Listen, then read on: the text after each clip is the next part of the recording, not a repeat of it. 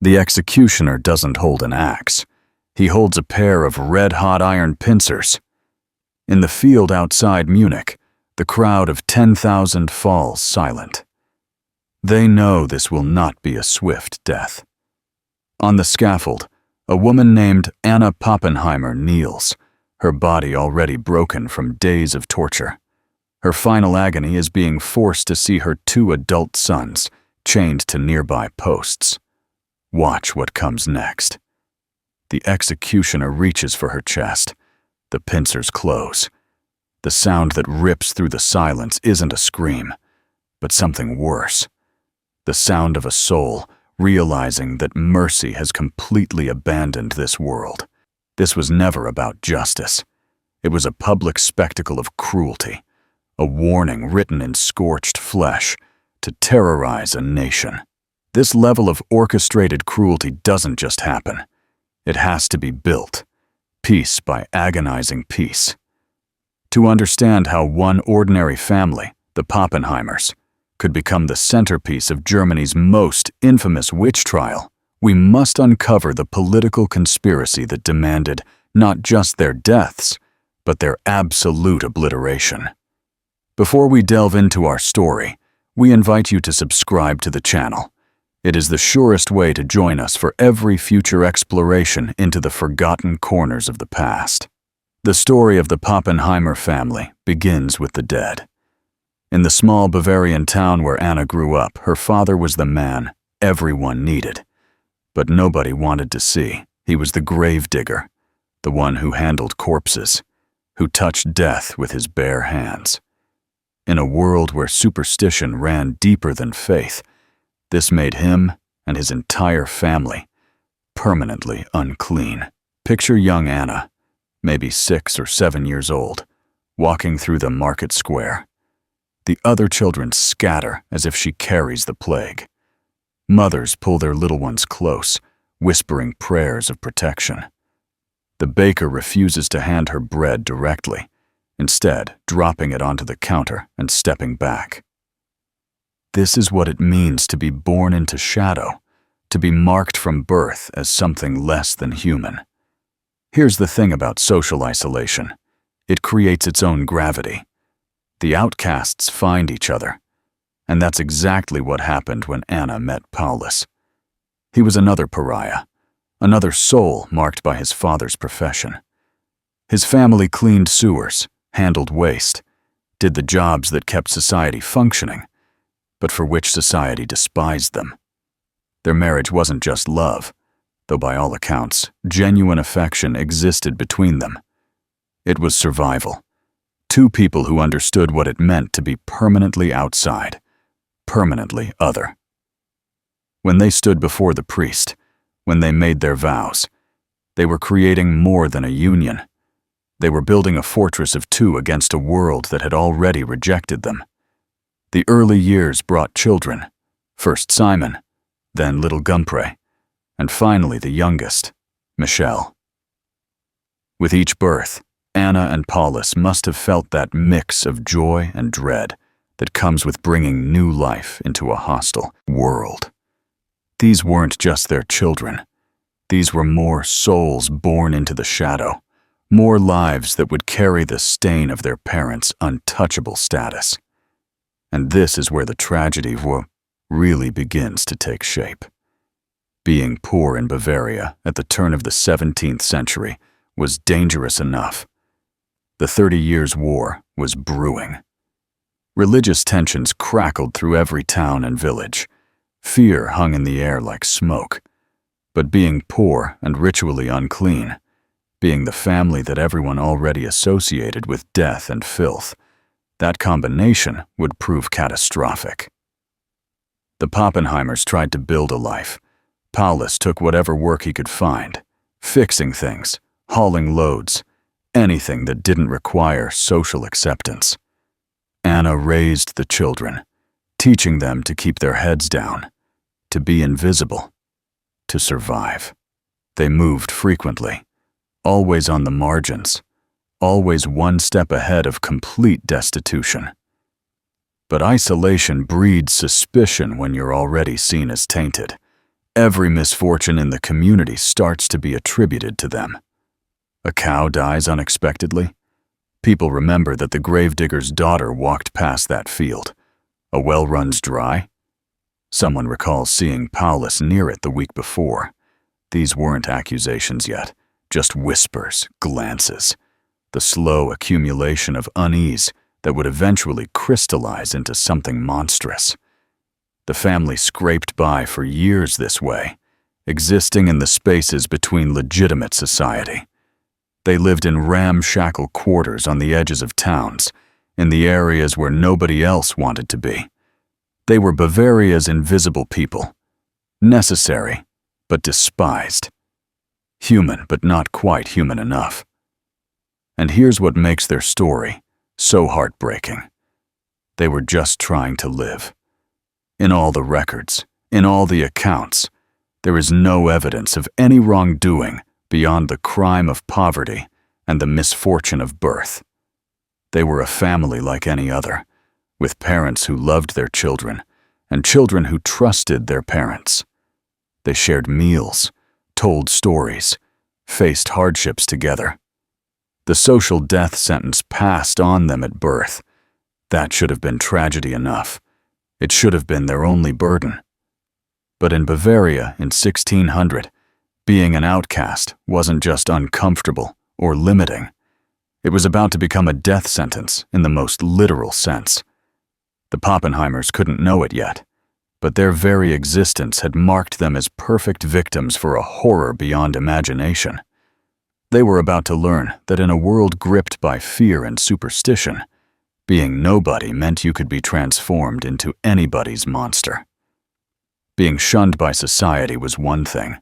Soon, their very existence would become a crime. Knock, knock, knock. For the Pappenheimer family, every sound from the outside world was a potential threat.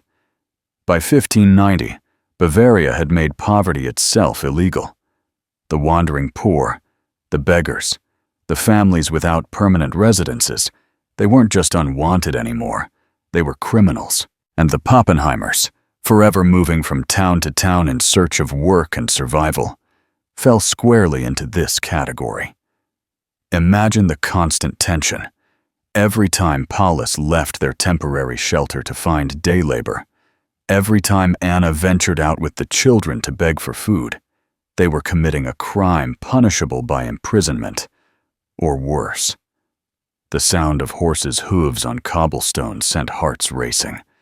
Was it just a merchant passing by, or was it the town guard?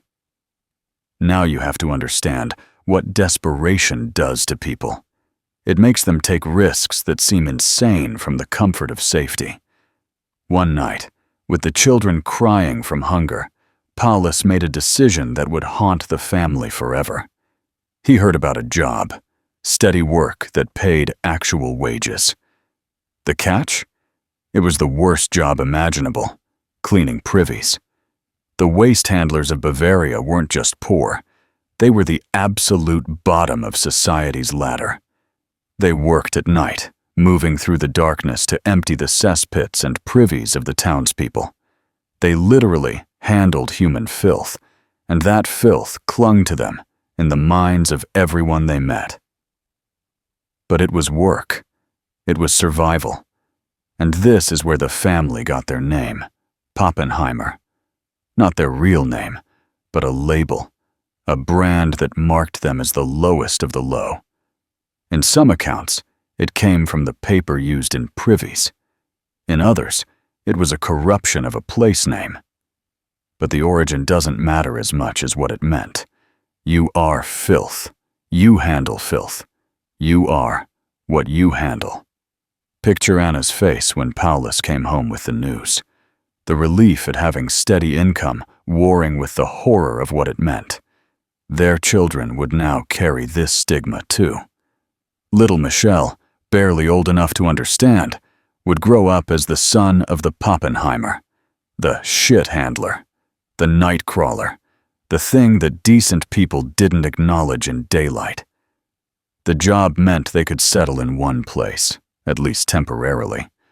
They found lodging, if you could call it that, in the worst part of town, where the smell from the tanneries mixed with the stench of poverty and desperation.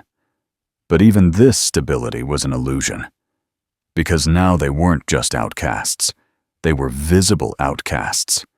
They had a title, a role, a presence in the community that people could focus their disgust upon. The work itself was backbreaking and degrading. Paulus would leave as darkness fell, wrapping himself in rough cloth, carrying the tools of his trade. He'd move from house to house, estate to estate, descending into the pits where human waste accumulated. The sound of his shovel scraping against stone, the splash of filth being loaded into carts, these became the soundtrack of the family's nights.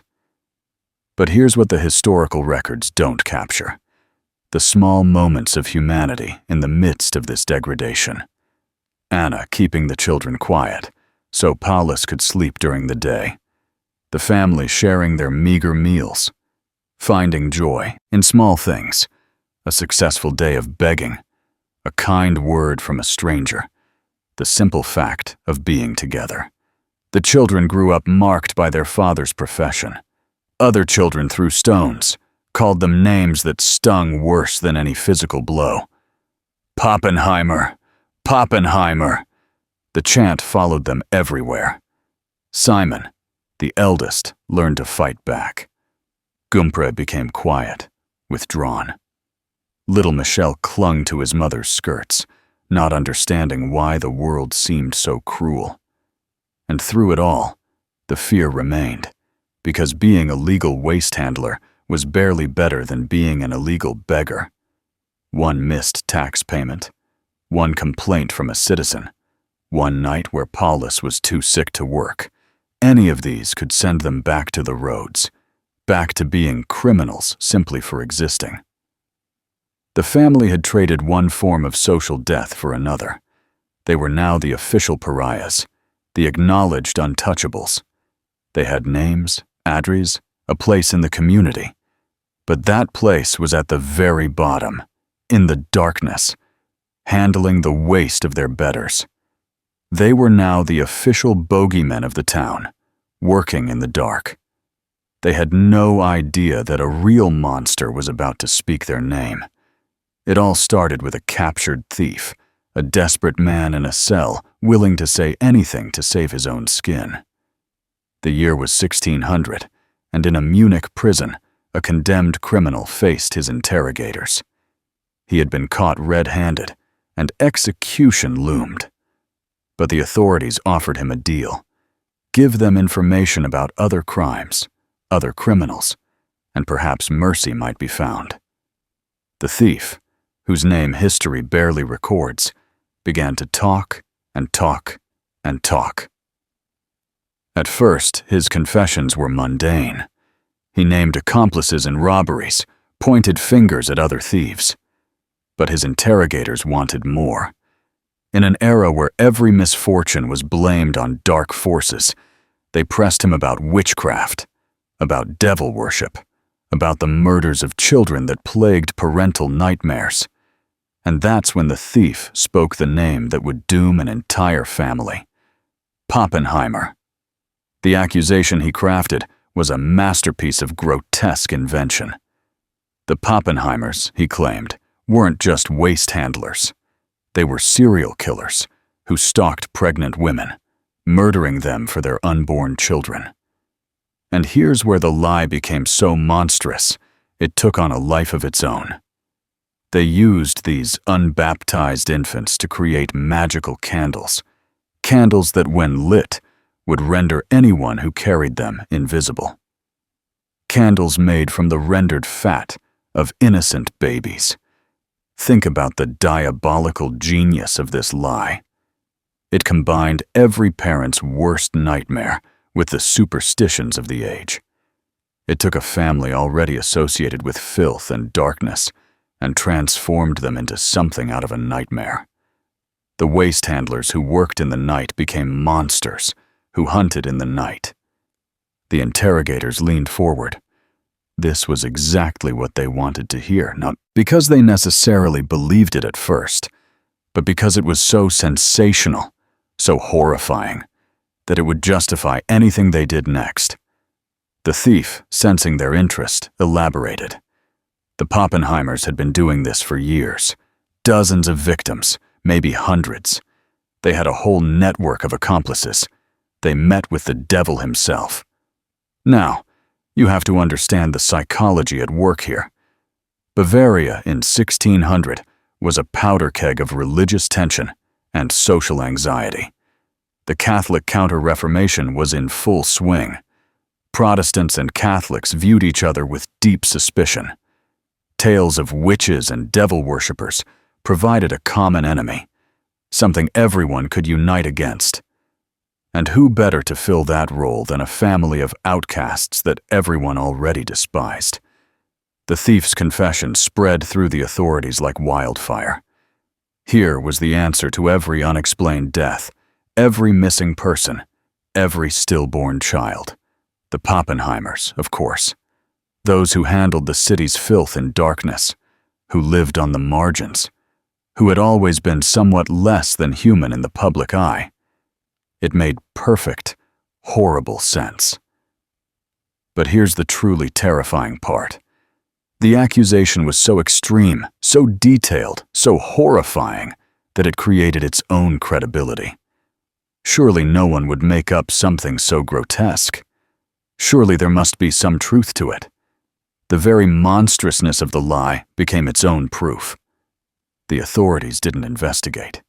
They didn't look for evidence. Why would they? They had a confession from a criminal who had nothing to gain by lying. Or so they told themselves. They had a perfect set of suspects in the Pappenheimers. And most importantly, they had a crime so sensational that solving it would bring glory to everyone involved. Word began to spread beyond the prison walls. Whispers in the market, hushed conversations in taverns.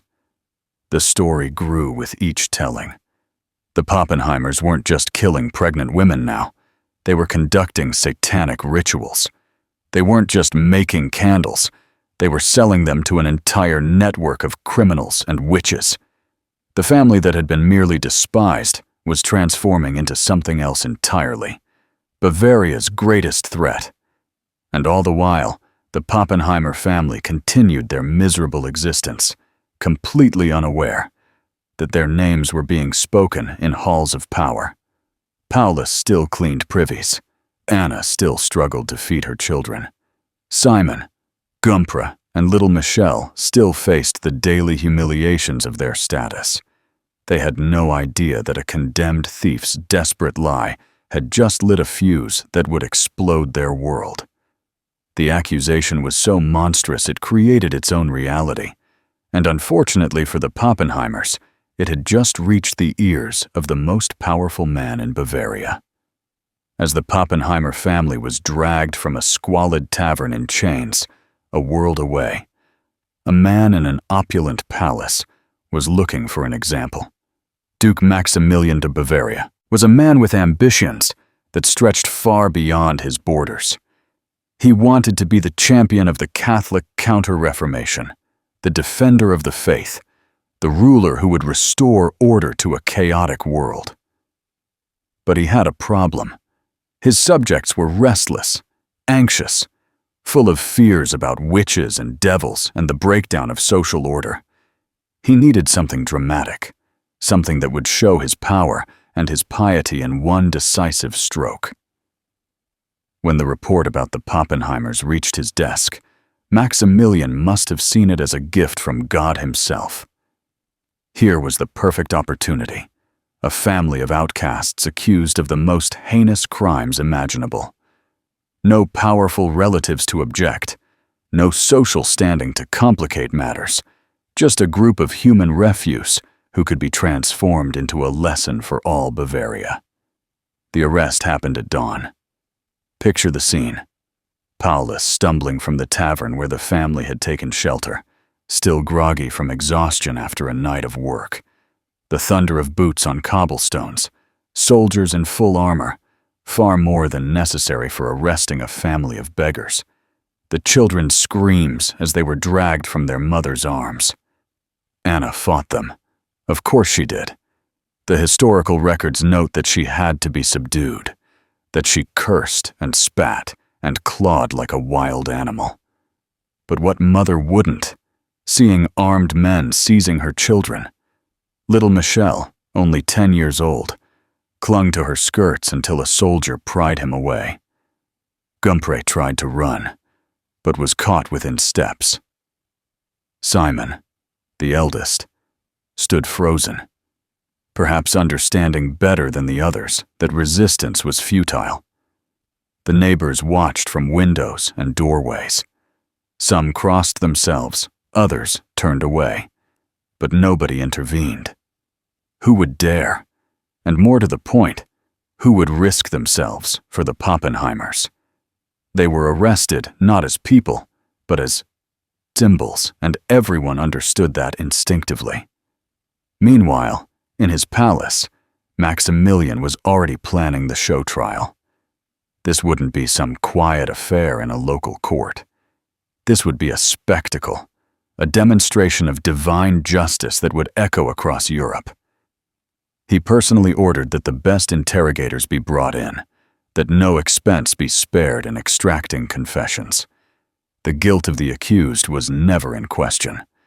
The only question was how to make their guilt serve the greatest political purpose. Here's the cold calculation that sealed the family's fate. Maximilian needed them to be guilty of more than just murder. Simple killers wouldn't serve his purposes. He needed fellow worshippers, a vast conspiracy, proof that Satan himself was moving against Bavaria, and that only the Duke's iron fist could protect the faithful. The Pappenheimers would be the stars of this morality play, whether they knew their lines or not. The family was separated immediately. This was standard procedure, but it served a darker purpose. Alone, terrified, each family member would be more vulnerable to what came next. Paulus was thrown into the men's prison, Anna into a cell barely large enough to lie down in. The children, and this detail should chill your blood, the children were housed with hardened criminals who were encouraged to terrify them with tales of what happened to witch spawn. The machine of justice began to grind, but justice had nothing to do with it. Letters flew between the palace and the prison. Maximilian wanted updates. He wanted confessions. He wanted names of accomplices. Most of all, he wanted a show that would demonstrate his power and piety to rivals and subjects alike. The Pappenheimers had ceased to be human beings the moment that thief spoke their name. But now they weren't even criminals in any real sense. They were props in a political theater. Their bodies soon to be the canvas on which Maximilian would write his message of authority and religious devotion. Think about the monstrous efficiency of it all. A family nobody would miss. Accusations so sensational they would capture public attention. A ruler who needed to demonstrate his power. The Pappenheimers stood at the intersection of all these forces, and they would be crushed by them. The Pappenheimers were no longer people. They were props in a gruesome play, and the script was about to be written on their bodies with instruments of torture. In the stone silence of the torture chamber, truth doesn't matter. The only thing that matters is making the pain stop. The interrogation of the Pappenheimer family began with what the authorities called showing the instruments. They brought each family member one by one into a stone chamber beneath the Munich prison. The walls were lined with devices designed by twisted minds for the sole purpose of creating unbearable agony. The rack, the thumb screws, the boots that crushed legs, the pincers that glowed red from the brazier. They started with Paulus. The logic was cold. Break the father and the family would follow. They stripped him naked, shaved his body, standard procedure to search for devil's marks. And then they began. First came the thumbscrews, tightened slowly until the bones began to crack. When he insisted on his innocence, they moved to the boots, wooden devices that compressed the legs until circulation stopped and tissue began to die. But Paulus held out for hours, maybe even days. He maintained the truth. They were just a poor family. They had harmed no one. They knew nothing of magic or devils or murdered children. The interrogators, frustrated, decided to escalate. They brought in Anna. Now, imagine Paulus, broken and bleeding, watching as they prepared to torture his wife. The interrogators knew exactly what they were doing. Physical pain has limits, but watching someone you love suffer breaks people in ways that no instrument can match. They positioned Anna where Paulus could see her face, could hear every sound she made. The historical records are deliberately vague about what exactly was done to Anna, but we know it was methodical, escalating, and designed to break not just her body, but her will. And more importantly, it was designed to break Paulus by proxy. Each scream from Anna was worse than any torture they could inflict on him directly. And this is where the confession began to take shape. Not as truth, but as the only currency that might buy mercy. Paulus began to talk. Yes, they had killed. Yes, they had made candles from infant fat. The interrogators, finally getting what they wanted, pressed for details. How many had they killed? Where? When? How? The numbers that emerged were staggering. 400 children. 400. The absurdity of the number should have been proof of the confession's falseness. When would a family struggling to survive have time to murder 400 children? How would such a massive crime spree go unnoticed? But logic had no place in that stone chamber. The interrogators coached them, shaped their confessions into a narrative that fit the political needs of the moment. They needed specific details about satanic rituals, so the Pappenheimers provided them. They needed a conspiracy that justified widespread fear, so the Pappenheimers invented one. Each session added new layers to the fiction, new horrors that the family remembered when the pain became unbearable. Anna's confession was particularly detailed. Under torture, she admitted to flying through the night on a demonic fork, to grinding up the bones of infants for magical powders, to sexual congress with demons. The confession was so elaborate, so full of impossible details, that it reads today like the fever dream of a mind destroyed by pain. But in 1600, it was taken as gospel truth. The children were not spared. Even little Michelle, just 10 years old, was subjected to mild torture. What that meant for a child, the records mercifully do not specify. But we know he too confessed, admitting to helping his parents, to participating in their supposed crimes. The sight of their parents broken and bleeding, the threats of what would happen to them, the isolation and terror, it all combined to make even the children complicit in writing this fiction of horror. By the end, the Pappenheimers had confessed to being monsters beyond imagination. They had agreed to every accusation, embellished every detail their torturers suggested, created a mythology of evil that would haunt Bavaria for generations. The confessions were written down, signed with hands that could barely hold a pen, sealed with the authority of pain and fear.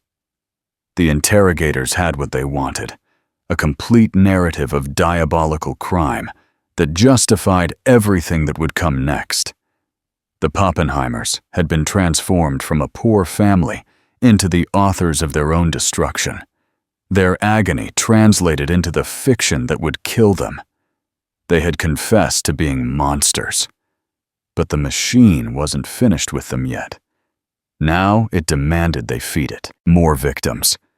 Imagine the ultimate corruption, being forced to destroy others just to earn a single moment of peace from your own agony. The interrogators weren't satisfied with just the Pappenheimer family. A conspiracy of 5 people wouldn't create the sensation Duke Maximilian needed. They needed a network, a web of evil that would justify widespread action and demonstrate the Duke's power to root out corruption. So, they returned to that stone chamber with a new demand. Names. Paulus lay on the floor of his cell, his legs useless from the boots, his hands mangled from the screws. The interrogator entered with a pitcher of water. Just water. But to a man who hadn't drunk in days, it might as well have been gold. The interrogator made the bargain explicit. 1 name, 1 sip. A name of an accomplice in their supposed crimes, and Paulus could wet his cracked lips. Think about that moment. The absolute degradation of being reduced to trading human lives for water. Paulus knew these people were innocent. He knew because he was innocent, because the entire confession was a fabrication born of agony. But his body screamed for relief, and his mind had been shattered by weeks of torture. The first name came out as barely a whisper, a neighbor who had once shown them kindness. The interrogator smiled, allowed a small sip, then demanded another name, and another, and another. Each name bought a moment's relief. Water, a loosening of bonds, a brief respite from active torture. But each name also added another link to the chain of destruction. Anna faced the same devil's bargain. They told her that Paulus had already named dozens of accomplices. Why protect people who were already doomed? Why suffer for those who would soon suffer anyway? And didn't she want to see her children again? Didn't she want their suffering to end? All she had to do was confirm the names Paulus had given and add some of her own. The children were manipulated differently. They were told their parents had confessed everything, that holding back names would only anger God further. Little Michel, confused and terrified, began naming everyone he could think of. The baker, who had once given them stale bread. The tavern keeper, who had let them shelter from rain. Even other beggar children they had encountered on the roads. The interrogators carefully recorded every name. They cross-referenced, looking for patterns, building their case for a massive satanic conspiracy in the heart of Bavaria. When the Pappenheimers ran out of names they actually knew, the interrogators suggested some. What about the miller's wife? Didn't you say you saw her at a gathering? And the tortured family, desperate for any approval, any mercy, would agree. Yes, the miller's wife, of course. By the time the naming ended, over 400 people had been implicated. 400 souls marked for investigation, interrogation, possibly torture, and death. All because a desperate family had been forced to trade names for water, for a moment without pain, for the false promise that cooperation might save them. The virus of accusation spread outward from that torture chamber like ripples in a poisoned pond. Some of the named fled immediately, their flight taken as proof of guilt. Others were arrested, and under torture, they too began naming names. The fiction the Pappenheimers had been forced to create took on a life of its own, growing and mutating with each new victim. But here's the most heartbreaking part. The Pappenheimers knew what they had done. In their few moments of lucidity between torture sessions, they must have been haunted by the faces of those they had condemned. They had been transformed from victims into vectors of destruction, their pain weaponized against innocents, just like themselves. The interrogators had succeeded beyond their wildest dreams. They had taken one family's agony and transformed it into a tool of mass persecution. The Pappenheimers had given them everything: confessions, details, names. The conspiracy Duke Maximilian wanted now existed on paper, signed and sealed, ready to be presented to the world. The machine of persecution was fully operational now, grinding through lives with bureaucratic efficiency. And at its heart were the Pappenheimers, broken and emptied, having served their purpose as the seeds of a manufactured panic. They gave up over 400 names, sealing the fates of countless others. The trial was a success. Now, all that was left was the public spectacle of their annihilation. The execution of Paulus Pappenheimer was not justice. It was a meticulously choreographed performance of sadism designed for maximum public effect. July 29th, 1600. Dawn broke over Munich with the sound of drums and church bells. This was not to be a simple execution. Duke Maximilian had ordered a spectacle that would be remembered for generations. Workers had spent days preparing the route from the prison to the execution grounds, setting up barriers to control the massive crowd expected to attend. The Pappenheimer family was awakened before dawn. They were washed, dressed in the white shirts of the condemned, and prepared for their final journey. But first, there was one more act of cruelty. The authorities brought them together one last time.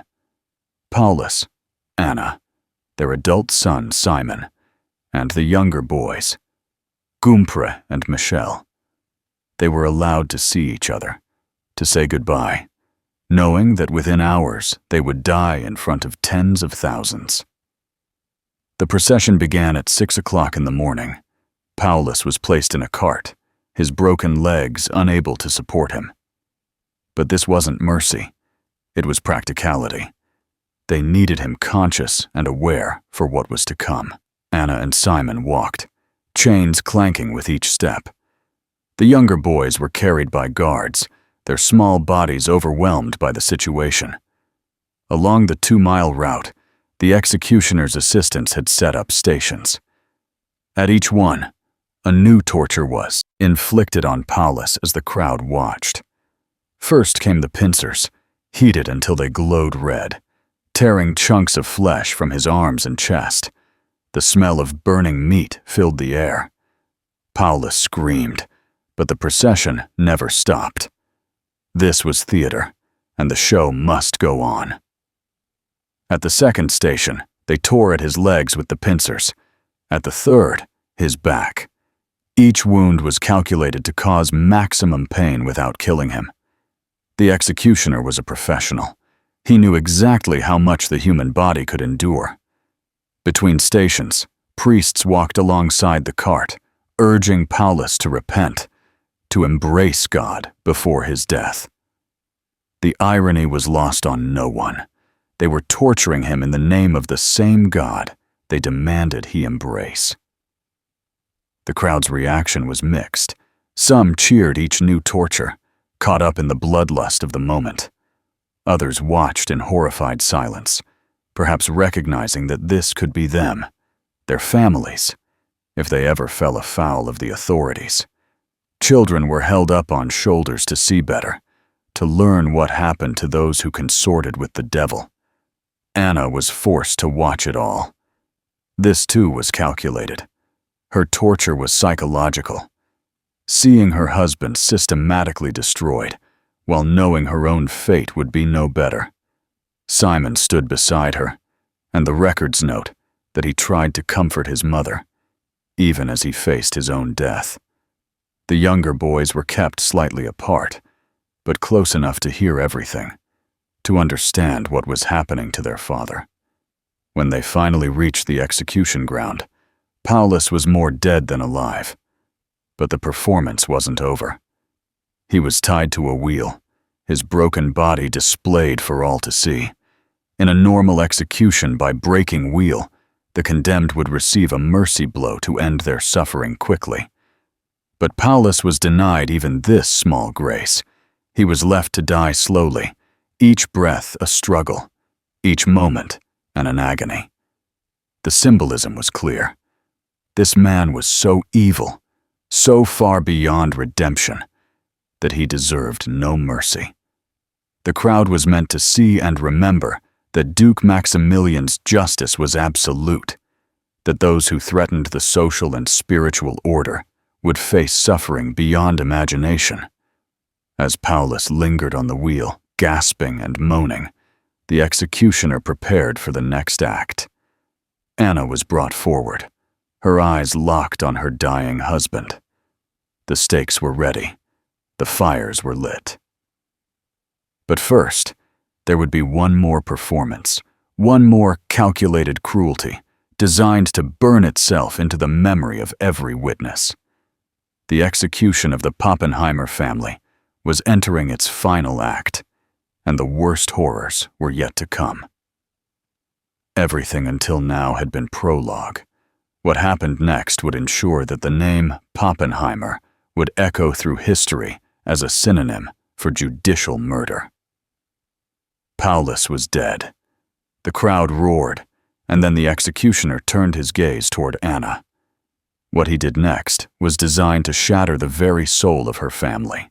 We return now to where we began. Anna Pappenheimer, bound to the stake, the executioner's blade catching the morning sun, her husband's broken body still visible on the wheel, a grotesque monument to the Duke's justice, her sons watching with eyes that would never recover from this sight. The executioner didn't immediately light the pyre. First came the final degradation. As the crowd pressed forward, as her young sons Michel and Gumpre were held fast by guards, the executioner tore open Anna's shirt. What happened next was an assault on motherhood itself, the symbolic destruction of the body that had nursed these children, that had been their first comfort in a cruel world. Her breasts were cut away, and the mutilated flesh was forced against her sons' mouths in a mockery of maternal nurturing. The crowd fell silent. Even in an age of public executions, this was shocking. This wasn't just killing. It was the deliberate annihilation of the sacred bond between mother and child. Michel, only 10 years old, would carry this image for the brief remainder of his life. Gumpre's face, according to one witness, went blank as if his mind simply refused to process what was happening. Only then did they light the fires. Anna Pappenheimer died not just as a condemned witch, but as a mother whose final moments were engineered to cause maximum trauma to her children. The flames rose. The crowd began to disperse. But the show wasn't over. Simon, the eldest son, was beheaded, a relatively merciful death compared to his parents. But mercy was relative in this orchestrated nightmare.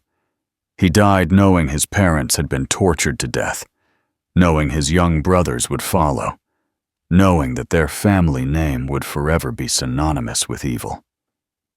The authorities saved a special fate for Michel. At 10 years old, he was too young to execute immediately. Even Duke Maximilian's justice had some limits. Instead, they subjected him to something arguably worse. He was forced to watch every moment of his family's destruction, guards ensuring he didn't look away.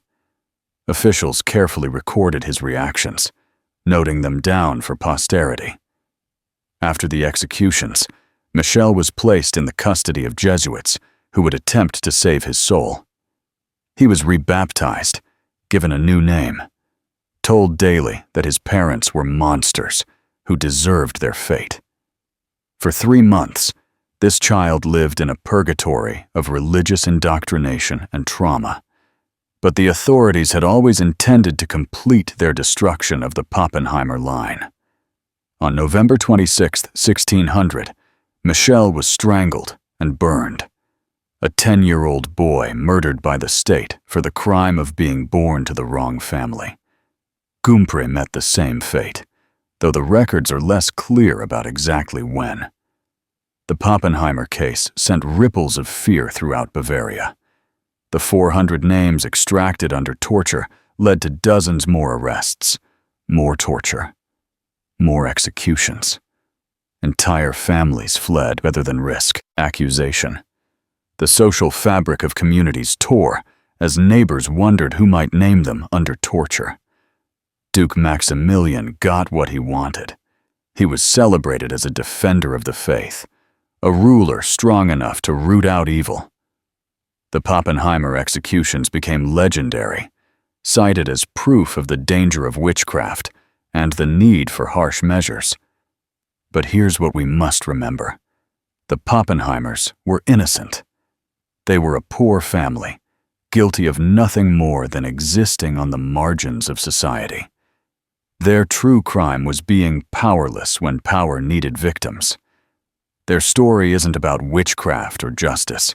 It's about how fear and politics can transform ordinary people into monsters and then destroy them for the monstrosity forced upon them. The name Pappenheimer lives on, but not as they would have wanted. It lives as a reminder that civilization is always just a few accusations away from barbarity, that justice without mercy becomes mere cruelty, and that the most dangerous magic is the spell that makes us see devils where there are only desperate human beings.